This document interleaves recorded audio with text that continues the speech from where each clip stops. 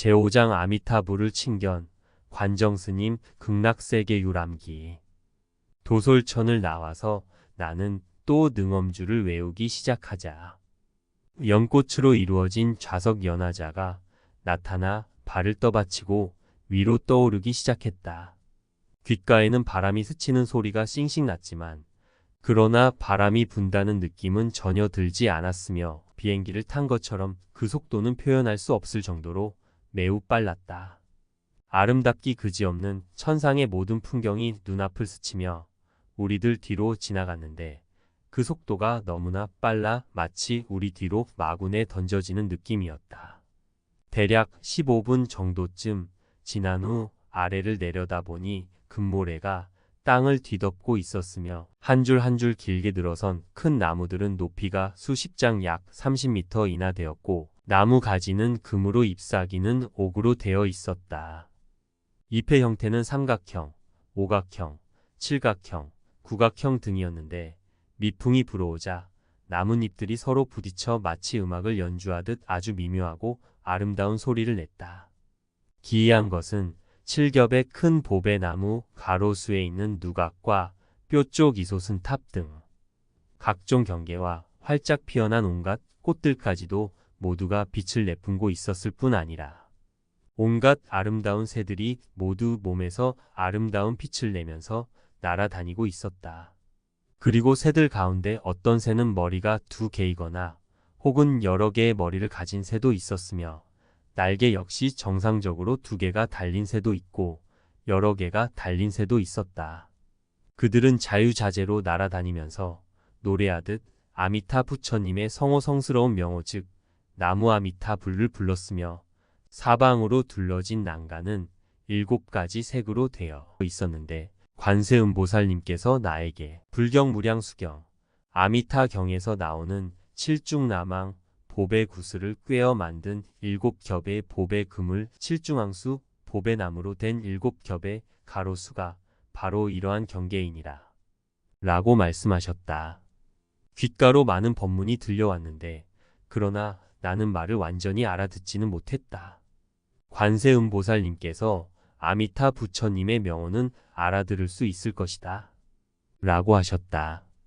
길을 가면서 또 많은 대탑을 보았는데 모두가 칠보 아미타경에서 나오는 금, 은, 유리파려, 자거, 만호, 진주의 7가지 보배로 이루어져 있고 은은한 빛을 발하고 있었다. 이렇게 계속해서 가다 보니 오래지 않아 갑자기 금으로 이루어진 큰 산과 같은 거대한 황금벽이 나타났는데 이 커다란 황금산과 같은 벽을 중국의 아미산 중국 사천성 서쪽에 있는 높이 12,000척의 큰 산과 비교한다면 아마 모르긴 해도 아미산의 만 배쯤은 될 것 같았다. 조금의 의심도 없이 우리들은 이미 서방정토 극락세계의 중심부에 도착해 있었던 것이다. 이때 관세음보살님께서 손으로 가리키시며 다 왔다. 아미타 부처님께서 바로 내 앞에 계시는데 보이지 않는가? 라고 하셨다. 나는 이상해서 관세음보살님께 여쭙기를 어디입니까? 나에게 보이는 것은 단지 하나의 거대한 황금벽만이 눈앞을 가로막고 있을 뿐입니다. 라고 말했다. 그러나 관세음보살님의 뜻을 내가 어찌 감히 헤아릴 수 있었겠는가? 나로 하여금 많은 것을 느끼게 해주시려는 그 뜻을. 관세음보살님께서는 웃으시며 지금 너는 아미타 부처님의 발가락 끝에 있느니라 라고 하셨다. 나는 다시 아미타 부처님께서 이렇게 크고 높으신데 제가 어떻게 볼 수 있겠습니까? 라고 말했다. 사실 이러한 전경은 마치 한 마리 개미가 미국에 있는 하늘을 찌를 듯한 120층의 거대한 빌딩 아래서 제 아무리 머리를 들고 쳐다본다고 하더라도 그 높은 빌딩의 전부를 볼 수 없는 것과 같은 이치였다. 관세음보살님께서는 나에게 빨리 무릎을 꿇고 아미타 부처님의 가피를 받아 서방정토 극락세계로 인도해 주실 것을 기원하라고 하셨다. 나는 황망히 무릎을 꿇고 아미타 부처님의 가피를 기원했다. 그런데 아주 짧은 시간 동안에 내 몸이 갑자기 크고 높아져서 바로 아미타 부처님의 배꼽 높이만큼 커졌다.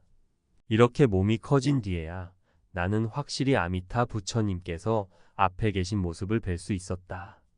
아미타 부처님께서는 셀 수 없이 많은 여러 층으로 이루어진 연화자에 앉아 계셨다.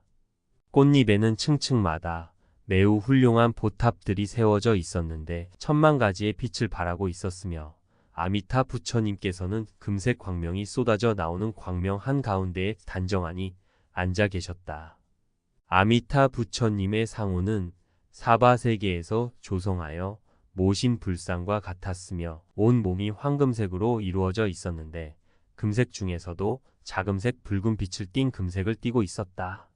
그리고 한량없는 색깔의 광명을 발하고 계시는 그 가운데 각 각의 광명마다 화신불 부처님의 형상으로 변화하여 나투신 부처님으로서 부처님의 위신력에 의해 한량없는 여러 분의 모습을 나투심. 여기서는 주로 법당의 탱화에 나오는 부처님 주변의 작은 모습으로 그려진 부처님들을 뜻함이 계셨으며 화신불 또한 한량없는 빛깔의 광명을 발하고 계셨다. 그리고 원관 노스님께서도 어느새 관세음보살님의 본래 모습으로 변하셨는데 전신이 금빛으로 찬란하였고 의복에서도 천만 가지 빛을 발하여 그 모습으로는 관세음보살님께서 남자인지 여자인지 확실하게 분간할 수 없었다. 그리고 관세음보살님의 몸은 나보다 훨씬 컸는데 대략 아미타 부처님의 어깨 높이 정도쯤 됐을 것 같다. 나는 지극한 마음으로 아미타 부처님께 큰 절을 올린 뒤 다시 관세음보살님께도 예배를 올렸다. 그리고 눈을 들어 멀리 바라보니 서방 정토, 극락세계의 전체 모습을 볼 수 있었다. 이때 나는 금빛 찬란한 법당과 법당의 각종 시설들도 둘러보았다. 주변에는 금색의 투명한 몸을 구족하신 대 보살님들께서 대략 수천 명쯤 앉아 계셨는데 모두 찬란한 광명을 발하고 계셨다.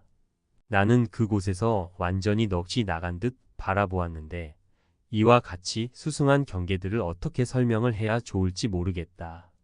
짧은 시간으로는 결코 한마디 이야기도 제대로 설명할 수 없을 것이며 그 당시 눈앞에 수승한 경계들을 하나하나 다 설명하려고 한다면 아마 일주일 밤낮이 걸려도 모자랄 것이다. 아미타 부처님의 그 비길대 없이 장엄하시고 법다운 모습만 간단히 말하고자 해도 아마 반나절 동안에 걸쳐서도 모두 말할 수 없을 것이다. 가령 예를 들면 아미타 부처님의 법상 중에서 그분의 눈동자는 마치 끝없이 드넓은 망망대해와도 같았는데 자세하게 이야기를 한다면 아마 믿을 수 있는 사람이 드물 것이다. 그러나 실제로 아미타 부처님의 눈은 인간 세상의 드넓은 바다와 같이 컸다. 관세음보살님께서는 다시 한 차례 원관 노스님의 모습으로 변하신 뒤 나를 데리고 법당 문 앞에 이르러 한번 보라고 하셨다. 이때 나는 이곳이 원래 법당이 아니라 아미타 부처님의 설법대라는 사실을 비로소 알게 됐다. 아미타 부처님의 설법대 위쪽은 천만 가지 진귀한 보물로 장엄된 닷집복의 비나 이슬 등을 막기 위해 법당의 불상이나 불단 위에 장식하는 덮개로서 천개라고도 함과 각종 보배일산 보계산, 뜨거운 태양의 햇살을 가리는 양산 또는 일산으로서 갖가지 보물로 장식을 하여 보배일산이라고 함으로 장식되어 있었는데 이것은 모두 아미타 부처님의 불력 부처님의 위대한 힘으로 이루어진 것으로서 정말 보기 좋았다. 닷집의 네 주변은 모두 보배 구슬로 장식되어 있었으며 구슬에서는 수천 가지의 찬란한 빛이 번쩍이고 있었다. 그리고 설법대 밖에는 헤아릴 수 없이 많은 보살님들이 모두 연화자에 앉아서 설법을 듣고 모두 금색 투명한 몸에서 금색 광명을 발하고 있었으며 용모는 아주 장엄하면서 단정하였고 모두가 똑같이 30여 세의 남자로서 노인이나 여인 또는 어린이는 단 한 명도 찾아볼 수가 없었다. 이때 내가 궁금한 것이 있어 관세음보살님께 여쭈려고 하자 관세음보살님께서는 내가 생각하는 바를 미리 다 아시고 설명해 주셨다. 극락세계의 변화는 끝이 없으며 불성은 모두를 평등하게 변화시킨다. 라고 하셨다. 나는 마음속으로 여기서 중요한 것은 아미타 부처님의 지혜이며 경계에 집착하지 않아야겠다라 생각했다. 그래서 얼른 그 자리에서 아미타 부처님을 향해 예배를 올리고 부처님의 가피력으로 복과 지혜를 구족하여 하루빨리 생사로부터 해탈할 수 있기를 발언했다. 잠시 후 아미타 부처님께서 관세음보살이 직접 너를 이곳으로 인도하여 왔으니 구품연화를 모두 돌아보도록 하여라. 그러나 다 구경한 후에 그대는 반드시 인간 세상으로 다시 돌아가야 하느니라. 라고 하셨다. 하지만 나는 극락세계에 너무나 훌륭하고 황홀한 경계에 감탄하고 난 후라. 순간적으로 인간 세상의 그 고통스러운 곳으로 다시 돌아가고 싶지 않다는 생각이 들었다. 그래서 다시 애절하게 부처님, 이곳 극락세계가 너무나 훌륭하여 저는 다시 돌아가고 싶지 않습니다. 아미타 부처님이시여, 부디 대자대비를 베푸시어 저로 하여금 이곳에 머물 수 있도록 하여 주시옵소서. 라고 간청하였다. 그러자 아미타 부처님께서 나는 그대가 여기에 머무르는 것을 싫어하거나 반대하는 것은 아니지만 그렇게는 안 된다. 왜냐하면 내 자신이 과거 이겁전에 이미 이곳 극락세계에 왕생하였었는데 내가 다시 인간 세상에 돌아가서 중생을 구제하기를 스스로 발언했었기 때문이니라.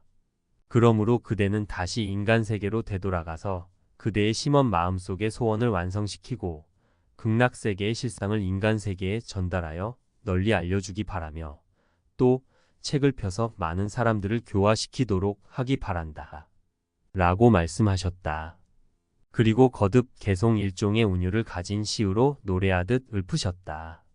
네 왕생이 겁전 지인 발온 도중생 누세 부모급 친속 서구동 귀구 품년 그대는 이미 이겁전에 왕생하였네.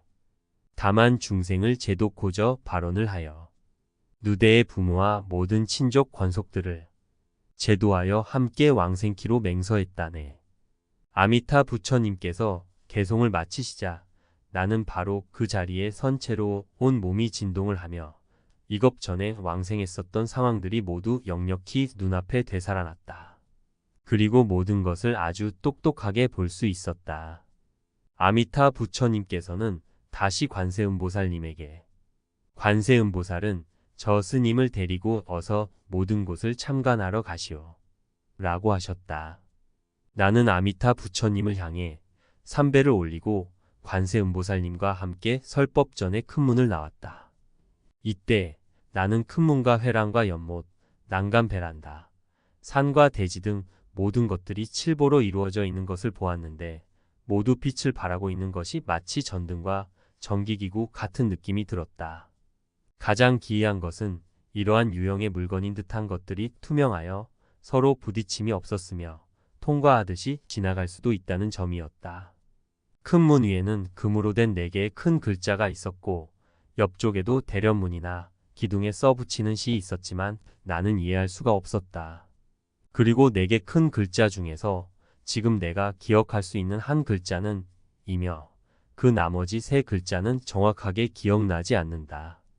관세음보살님께서 이 글자를 설명하여 주시길 무량수불이라고 말씀하셨는데 이것을 중국어로는 대웅보전이라는 의미로도 해석할 수 있다. 휘황찬란한 법당은 크고 넓어서 웅장하기가 이루말로 다 표현할 수 없었는데 아마 몇만 명은 충분히 들어갈 수 있을 것 같았다. 법당 안에는 많은 보살들이 앉거나 서 있는 모습이 보였는데 어떤 분은 안에 계시기도 하고 어떤 분은 밖에 계시기도 하였으며 몸은 모두 금색으로 투명했다. 보살님들의 크기가 부처님에 비해 조금 작게 보였으며 그 많은 보살님들 가운데는 대세지 보살님과 상정진 보살님처럼 대보살님들도 볼 수 있었다. 내가 관세음보살님께 극락세계에 왕생한 사람들이 업을 지니고 오는 경우도 있습니까? 라고 여쭙자 관세음보살님께서 그렇다. 하품하생에 왕생한 중생들이 바로 대업왕생의 경우인데 수행과 업장이 무거운가 가벼운가의 차이에 따라 하품 연화 중에서도 다시 세 가지 등급 즉 상, 중, 하, 삼품으로 나뉘며 그 가운데 하품하생에 왕생한 사람들이 거의 대부분 되어 왕생한 경우다. 이제부터는 내가 곧바로 여기서 너를 데리고 하품하생에서부터 중품 중생을 거쳐 상품 상생에까지 가서 참관하게 해주겠다. 라고 하셨다.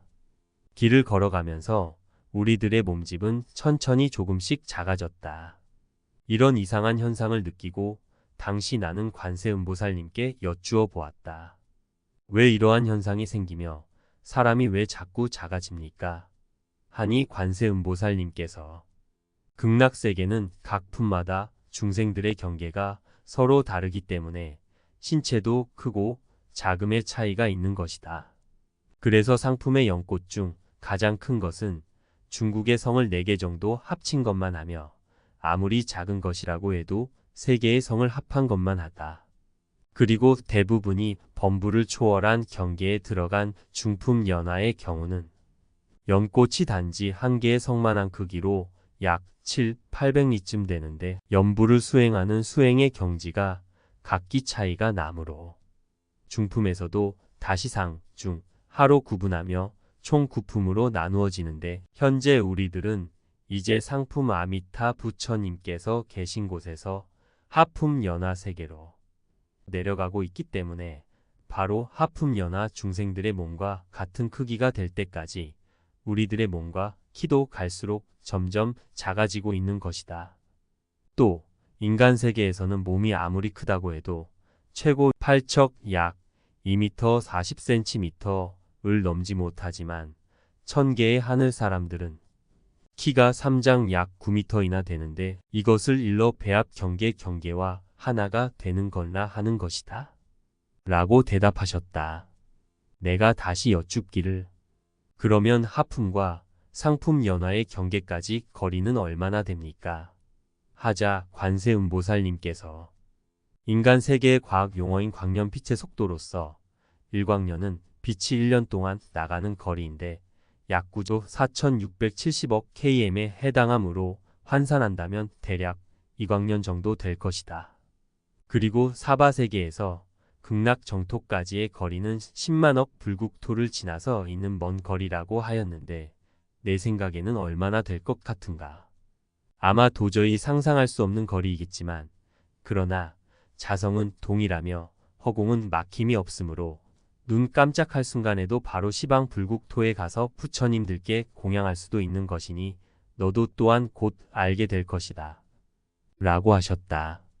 불경에서 설한 바에 의하면 서방 정토 극락세계의 국토는 10만억 불국토를 지나 멀고 아득한 곳에 있다고 했는데 만약 이것을 시간으로 환산한다면 사람들이 대략 150억 광년이라는 어마어마한 시간이 걸려야 비로소 도달할 수 있는 거리인 것이다.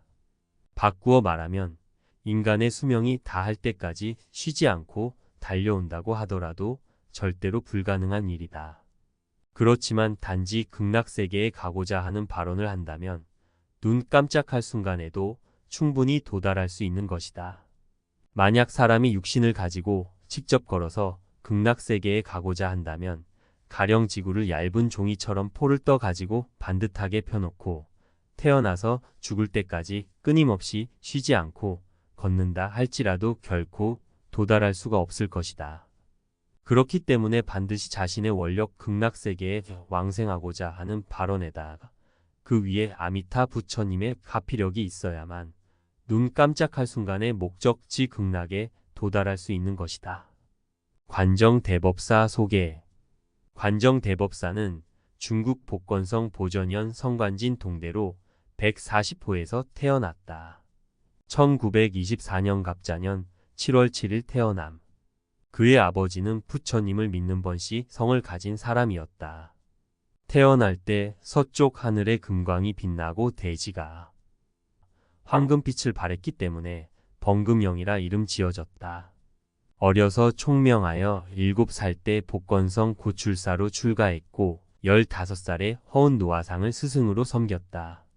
17살에 광동성 남아사에서 구족계를 받고 강서성 웅고산에서 허운 노화상의 정법안장을 계승하여 제49대 전법 제자가 되었다. 여러 절 주지를 역임하다가 1980년 복건성 선유연 선해사 주지로 있을 때 12월 23일 참선 수행에 들어가서 29일 날 출정하셨다. 6일 동안 그때 선유연이 진동해서 귀의한 제자가 3천여 명이 되었고 1982년 미국에 가서 불교를 선양하여 북미 불교회 회장을 역임하셨다. 중국의 생불관정 대법사가 1967년 음력 10월 25일 복건성 덕화연 미륵동에서 좌선할 때 호련히 관세음보살의 이끌림을 받아서 그 자취가 사라져 서방정토 구품연화경을 참관했는데 그 기간이 하루를 지난 것처럼 느껴졌다고 한다. 하지만 인간 세상에 돌아와 보니 1973년 4월 8일이었다고 한다. 장장 6년 5개월간이었다. 이 책의 주요 내용은 그 기간에 보고 들은 바를 소개한 것이다. 당시 인간 세상에서는 법사가 행방불명되어서 모든 절 승속이 찾아다녔으나 전후 수년 동안 소식을 알 수 없었다. 많은 사람들이 법사가 이미 왕생하여 가셨다고 비통해했다. 그러나 법사는 저 미륵동을 반걸음도 떠나지 않았으니 부처님의 가호로 신체가 미륵동 내에서 6, 7년간을 발견되지 않았던 것이다. 법사께서 서방 극락세계를 유람한 과정은 꿈이 아니다. 법사는 도를 이룬 고승으로 거짓말을 할 인격이 아니다. 법사가 보고 들은 바의 경계는 선정 중에서 본 경계도 아니다. 법사는 아미타불과 관세음보살의 뜻을 받들어 극락세계에서 보고 들은 바를 공개하게 된 것으로 그곳을 다녀온 산증인 되셨을 뿐이다. 관정대법사의 증언으로 우리는 인간세계 이외에 다른 세계인 극락세계가 있고 또 그곳은 불국정토로서 모두 실제에 속함을 확인하게 되었다. 종교적인 관점을 떠나서도 다른 세계를 이해하는 데 도움이 되었으면 한다.